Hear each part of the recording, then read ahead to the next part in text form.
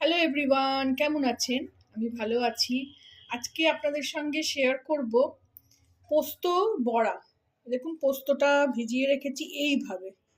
মানে আমি না পুরো ওই জলের মধ্যে ভিজোই না, এরকম একটা ছাঁকনি দিয়ে জলে ভিজিয়ে রেখেছি, তাতে পোস্তটাও নরম হলো আর এদিকে ধোয়াও হয়ে গেল, নরমও হলো আর বাটাটাও সুবিধা হবে। আর দেখুন, যা নোংরা এতে পড়ে গেছে অলরেডি। এবার এই জলটা আমি ফেলে দেবো। এর সঙ্গে আমি এখানে 4টে কাঁচা লঙ্কা নিয়েছি, ছোট ছোট, এরকমভাবে ঝেড়ে নিলাম। আর এর সঙ্গে আমি 2-4টে পোস্তর দানা দেবো, এই সর্ষের দানা দেবো, খুব কম একদম, শুধু টেস্টটা একটু ভালো করার জন্য। দিয়ে আমি এটাকে এবারে ভালো করে মিহি করে বেটে নেব। এখানে একটু নুনও দিয়ে দেবো যাতে বাটাটা ভালো হয়। দিয়ে এই কাঁচা লঙ্কাটা খুব ছোট ছোট বলে 3-4টে নিয়েছি। আপনারা আপনাদের ঝাল মতন নেবেন, যতটা খাবেন। এরকম পোস্ত বেটে তেল নুন দিয়েও ভীষণ ভালো লাগে, আমরা তো ভীষণ ভালোবাসি। জেকের ওই ছোট ছোট 2টো প্যাকেট নিয়েছিলাম। জেকের প্যাকেট বেশি একদম ভালো করে ধোয়ার দরকার পড়ে না, লুজ কিনলে আমি ধুয়ে নিই। জেকের প্যাকেট এরকম ভিজিয়ে রাখলেই হয়ে যায়। এটাকে আমি ভালো করে বেটে নিয়ে ফিরছি। এই দেখুন, বাটা হয়ে গেল। বেশি একদম মিহি করে বাটার দরকার নেই, কারণ এর সঙ্গে আমি একটু বেসন মিলিয়ে পোস্তর বড়াটা করব। আর যেটা শিলে একদম লেগে আছে ওগুলো একদম কেকে নিয়ে নিলাম। এইখানে আমি একটু বেসন মিশিয়ে নেব। এই যে, আমি অন্য কিছু দিই না, এই গণেশের চানা বাসনটাই বাইন্ডিংয়ের জন্য দিই, খুব অল্প, তাতে পোস্তর স্বাদটা বোঝা যায়। অনেকে দেখেছি পেঁয়াজ অনেক কিছু দেয়, এত দামি পোস্ত পেঁয়াজের দরকারই পড়ে না। দিয়ে এটাকে আগে গ্যাসটা জ্বালিয়ে দিই।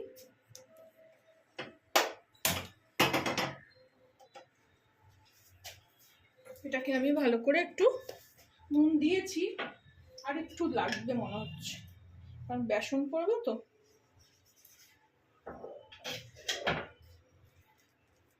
শুধু একটু বাইন্ডিং এর জন্য। পোস্তর এত দাম, খাওয়াই হয়ে ওঠে না।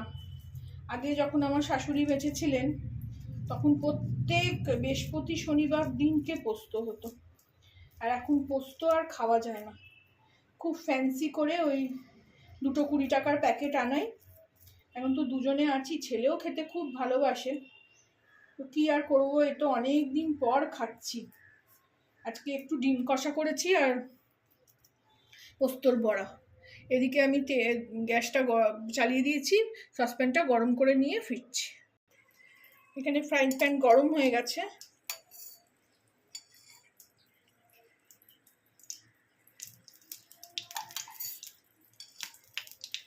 অল্প করে, আর দেখুন জল ছিল, এটা গরম করে নিয়ে, এই ফ্রাইং প্যানগুলো এমনই ঝামেলা যে তেলগুলো কোন দিকে গড়িয়ে চলে যায়। এর মধ্যে আমি পোস্তর বড়াগুলো ছোট ছোট করে, আপনারা আপনাদের শেপে করবেন, আমি একদম এরকম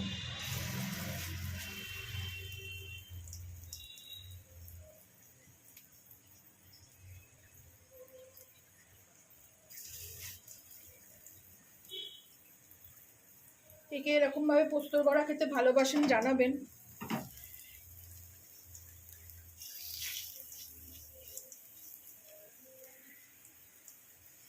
20 টাকার পোস্ততে 20-40 টাকা, একটু বেসন মিশিয়ে এই হলো।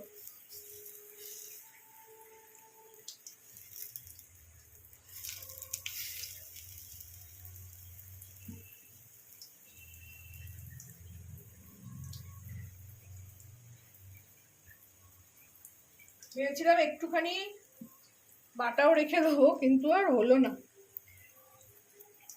এই লাস্ট একটা ছোট্ট মতন হলো।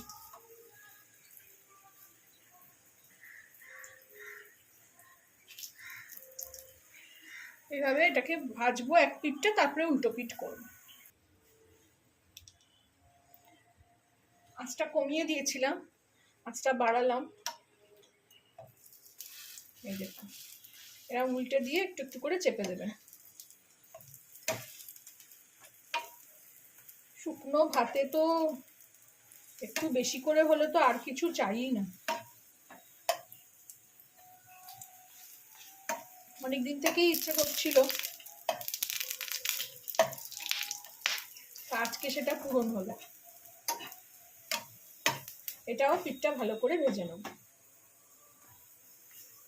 কম আঁচে ভেজে নেব। ফিরে আসলাম। দেখুন মোটামুটি তেল তো বেশি দেব না, খাইও না তেল, আর তেল লাগতো না। একটু এগুলোকে একটু চেপে চেপে দিলাম।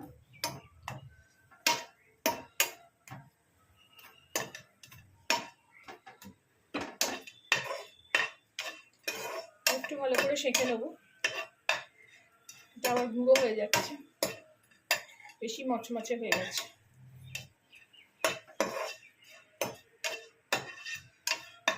এইভাবে আপনারাও বানাবেন, খেয়ে জানাবেন আমাকে কেমন লাগলো। আর কারা কারা পোস্তর বড়া খেতে ভালোবাসেন সেটাও আমাকে জানাবেন। আমরা তো ভীষণ ভালোবাসি। এবার আঁচটা বন্ধ করে দেবো, এটাকে সার্ভ করে নেবো, বেড়ে নেবো। এই বাটিটায় বেড়ে নেবো। এই যে